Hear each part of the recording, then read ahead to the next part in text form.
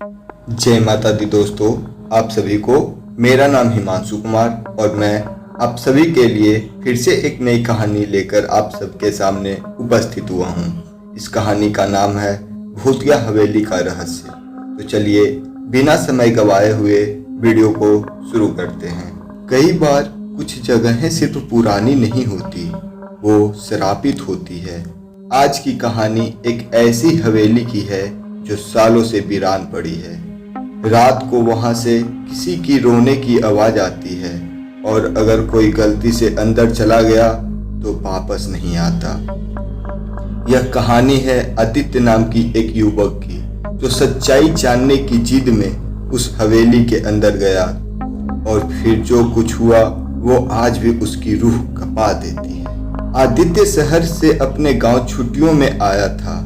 पढ़ा लिखा समझदार इंसान भूत प्रेत पर बिल्कुल भी विश्वास नहीं करता है। आज भी गांव में जो पढ़े लिखे और समझदार लोग होते हैं वो भूत प्रेत पर कभी विश्वास ही नहीं करते हैं। आज ये कहानी उसी पर आधारित कहानी है। जहां गांव वालों ने उसे हवेली के बारे में डरावनी बातें बताई तो वह हंस पड़ा और बोला, सिर्फ दिमाग में होता है डर और भूत और कहीं नहीं, ये सब बस कहानियां ही अच्छी लगती है। लेकिन फिर उसने ठान लिया वो उस रात हवेली में जाएगा। कैमरा लिया और अपने पॉकेट में टॉर्च रखा और उस भूतिया हवेली के तरफ निकल पड़ा। रात के ठीक 11 बजे आदित्य अकेले हवेली की तरफ बढ़ा, हाथ में कैमरा और जेब में टॉर्च। हवेली का दरवाजा आधा टूटा था क्योंकि हवेली बहुत पुरानी हो चुकी थी। जैसे ही उसने अंदर कदम रखा, एक अजीब सी ठंडक उसके शरीर में दौड़ गई। कमरे धूल से भरे थे, दीवारों पर जले हुए फोटो और एक पुराना झूला जो बिना हवा के धीरे धीरे झूल रहा था। आदित्य को एक तहखाना दिखा, बंद और बाहर से जंजीर लगी हुई। जैसे ही उसने जंजीर हटाई, एक कड़क आवाज आई और फिर नीचे से किसी के रोने की आवाज सुनाई दी।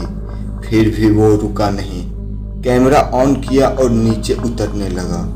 तहखाने के अंदर था, लेकिन एक कोने में उसे कुछ सफेद कपड़ा दिखाई दिया। शायद कोई महिला बैठी थी, सिर झुकाए हुए, बाल बिखरे हुए। कोने में एक फटी पुरानी डायरी थी। उसमें लिखा था, अगर कोई इसे पढ़ रहा है तो मेरी बेटी की आत्मा अब भी यहीं भटक रही है। मैं उसे छोड़कर नहीं गया, मैं उसे मारा नहीं, वो मुझे छीन ले गई। और तभी आदित्य ने देखा फर्श पर खून की बूंदें दिखने लगी।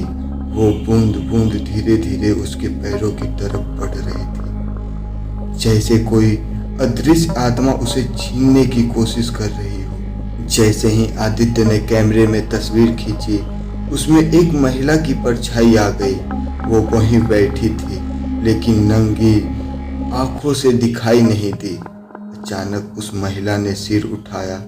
उसकी आंखें सफेद थी, पुतलियां गायब और मुंह से एक ही बात निकल रही थी, मेरी बेटी को लौटा दो, मेरी बेटी को लौटा दो, मेरी बेटी को लौटा दो। उसकी चीखे से हवेली की दरवाजे कांप गई। आदित्य किसी तरह दौड़ता हुआ बाहर निकला। जैसे ही हवेली से निकला, हवाओं ने एक बार फिर दरवाजा खुद ब खुद बंद कर दिया। अगली सुबह उसने कैमरा देखा तो उसमें दर्ज एक तस्वीर थी। तस्वीर में हवेली के दरवाजे पर एक महिला खड़ी थी और उसके बगल में एक छोटा बच्चा, दोनों बिना चेहरा दिखाए कैमरे की तरफ देख रहा था। वो तस्वीर आज भी आदित्य के पास है, लेकिन उसने कसम खा ली है अब कभी भी उस हवेली के तरफ नहीं देखेगा। कहते हैं वो हवेली आज भी खड़ी है और हर पूर्णिमा की रात को एक बच्चा की हंसी हवेली के तहखाने से सुनाई देती है। जो लोग वहां जाते हैं या तो पागल हो जाते हैं या फिर गायब। आदित्य तो बच गया, लेकिन कुछ सवाल अब भी अधूरे हैं।